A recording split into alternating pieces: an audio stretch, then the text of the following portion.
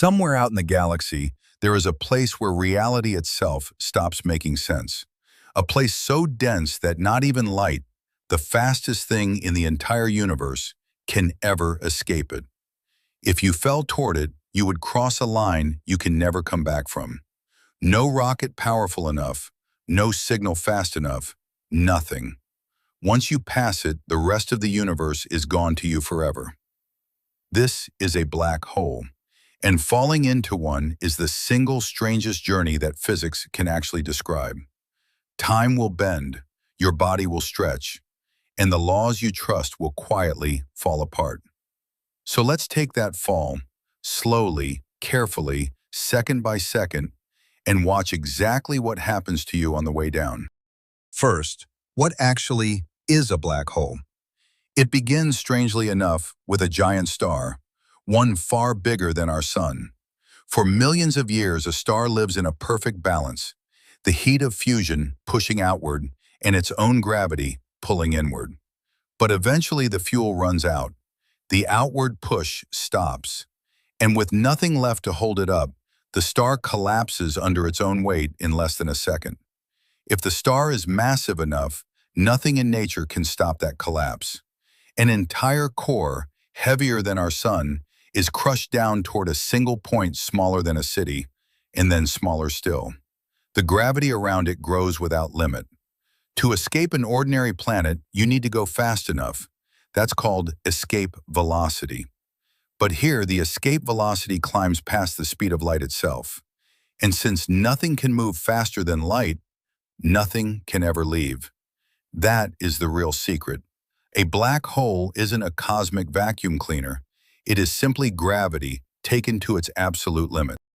Around that crush point lies an invisible boundary, the event horizon. This is the true edge of a black hole, and it is the point of no return. Outside it, escape is still possible. You could fire your engines, turn around, and fly home. But cross the event horizon, even by a single meter, and something impossible happens. Every direction you could possibly travel now points inward. Forward is in, backward is in, up, down, left, right, all of them lead to the center. And it isn't because something is grabbing you. It's because the black hole has bent space and time so severely that a way simply stops existing. Falling in becomes as unavoidable as moving forward in time. Strangest of all, the event horizon doesn't burn or glow or make a sound. For a large enough black hole, you wouldn't feel a thing as you crossed it. You would sail through the most important line in the universe without noticing a single thing. Now here is where it gets truly strange. As you fall closer, time itself begins to bend. To you, everything feels normal. Your watch ticks 1 second per second, just like always. But to a friend watching safely from far away, your clock appears to slow down. The closer you fall, the slower you seem to move. They would see you drift down slower and slower and slower, your image stretching, dimming, and shifting toward deep red as the light climbs out against the gravity. And then, right at the edge, you would appear to freeze, hanging there forever, frozen at the horizon, fading away but never quite crossing. From the outside, you never actually arrive. But from your own point of view, none of that happens. You fall straight through, smoothly, in just a moment. Both stories are completely true at the very same time. Near a black hole, there is no single, shared now. Time itself has come apart. And then there is what gravity does to your body. The rule is simple. A black hole pulls harder on whatever is closer to it. So if you fall in feet first, your feet are now meaningfully closer than your head, and they get pulled much, much harder. Your body is no longer being pulled as one piece. It is being pulled apart. You would stretch, longer and thinner and longer still, like a single strand of dough drawn out between two hands. Scientists actually gave this its real official name, spaghettification. And here's the twist most people miss. The smaller the black hole, the more violent it is. Around a small one, you would be torn apart long before you ever reach the horizon. But around a truly giant, supermassive black hole, the stretching is gentle at first. So you could cross the horizon completely intact, alive, and only be pulled apart much later, deep inside, where no signal of you could ever escape. Now let's clear up the single biggest myth about black holes. Movies love to show them as cosmic vacuum cleaners, roaming through space, hunting down stars and planets, sucking up everything in their path. That is simply wrong. A black hole's gravity works exactly like the gravity of any other object with the same mass.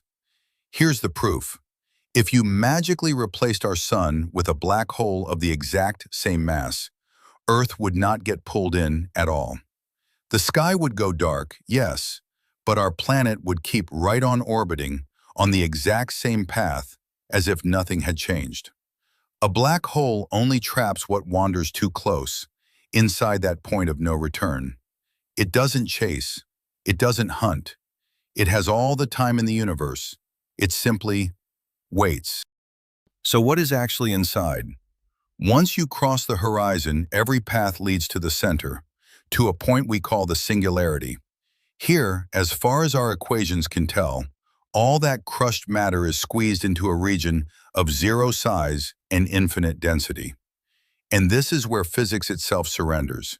Our two greatest theories, gravity and the quantum world, flatly contradict each other at the singularity. The plain truth is, nobody knows what really happens there. It is one of the deepest unsolved mysteries in all of science. But here is the final, beautiful twist.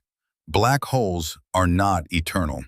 Stephen Hawking proved that they very, very slowly leak a faint glow of energy at their edge. And as they leak, they shrink. It is breathtakingly slow. A black hole can last far, far longer than the entire current age of the universe. But given enough time, every black hole will fade, shrink, and in a final flash, disappear completely. Even the universe's greatest trap eventually lets go. So a black hole isn't a monster prowling through space.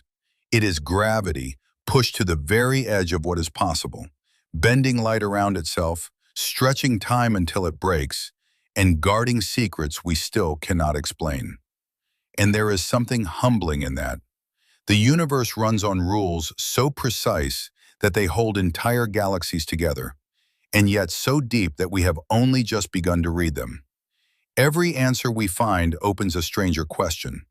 That endless curiosity is how we begin to understand it all. And it leaves us with one last puzzle.